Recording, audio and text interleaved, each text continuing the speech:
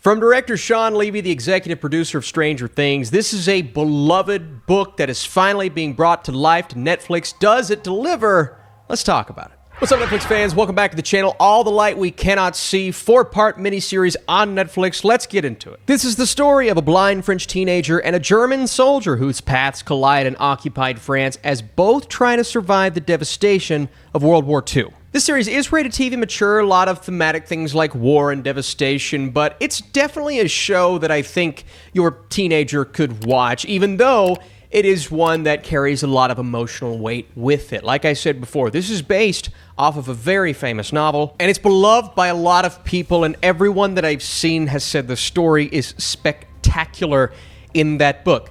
That being said, I have never read that novel, so I am approaching this from the standpoint of seeing all of this for the first time. And I have a feeling if you see it in this way for the first time, you may appreciate it a little bit more, because from what I have read, the book goes into more detail. The book allows the emotions to flourish, whereas Shawn Levy is taking this and trying to, and I think it's a valid attempt, to make it a little bit more cinematic, and by doing that, it may take away some of that emotion, because I felt while watching this series, I could have used a little bit more emotional depth. This has nothing to do with the great performances and overall the good vibe from the show, but the depth is lacking throughout. You have Marie, she's 12 years old. When the Nazis occupy Paris, she and her father flee to her reclusive great-uncle's house. And they carry this valuable and dangerous jewel. And this jewel, it's kind of like the rabbit's foot of this series. As someone in particular, but a lot of people are after it. They have to keep it safe. People come after them.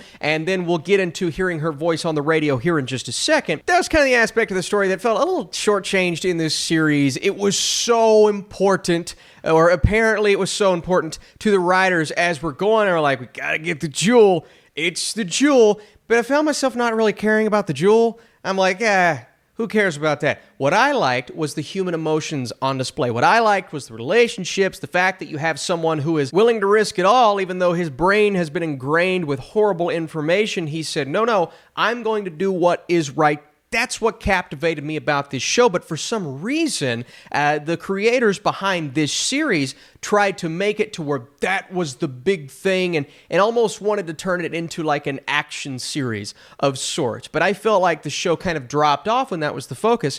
It thrived when we got the emotional resonance that I feel as if should be prominently displayed in the book. I've got to read the book. All right, I've got to read the book. I'm sorry. Oh, shit. I'm sorry. Then you have Werner in Germany. He's enlisted to use his talents to track down the resistance. Then Werner hears Marie's voice on the radio, and immediately he's going to great lengths to protect her. And for someone that he doesn't know, but he feels as if this voice calms him down and reassures him of the great things that are obviously outside of his situation, but it allows us to see that perspective, someone whose mind has been clouded his entire life, but still he's willing to do the right thing. And that was great, and I enjoyed his character. I also enjoyed the performances. Let's talk about those. Hofmann, obviously, Dark is the first thing I think of. Another amazing Netflix series, really good in this show.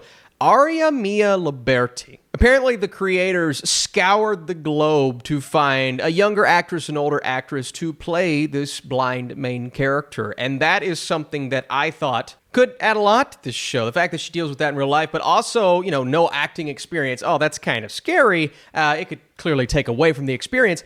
But she was amazing. I thought she brought so much to this character.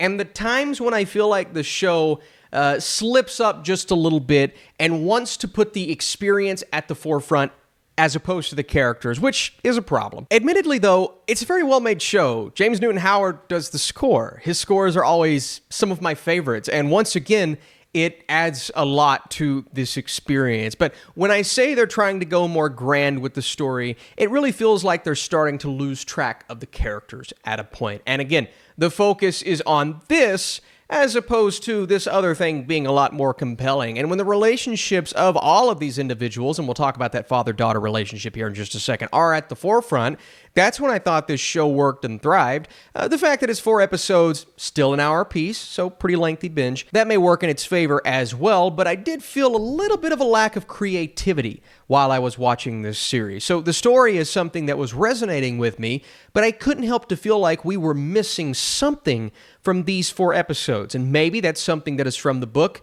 maybe it's something else. So let's look at the other two actors, the very prominent names in this show. Mark Ruffalo, Hugh, Laurie, they're here, and they're pretty good. The accents, well, you know. No, I still like the performances. I thought the direction was fine, a little scattered at times for something that is only 4 episodes. As it went on, it became a little more compelling, and as we learn, especially about her, and just the way the filmmaking goes with her character. For example, there's a great scene with she and her dad. He has a model of the town that they're located in, and he's allowing her to feel her way through the city and every location that they go to as they enter and exit through buildings. There's also a little bit of a backstory that's hinted at there, and the filmmaking makes an effort to show her as she enters and exits these rooms and really focus on that dynamic with her father and how that comes into play numerous times in the back half of this season. But all in all, really good aspects of this show. Couldn't fully come together to make for that captivating series that they're going for, but I think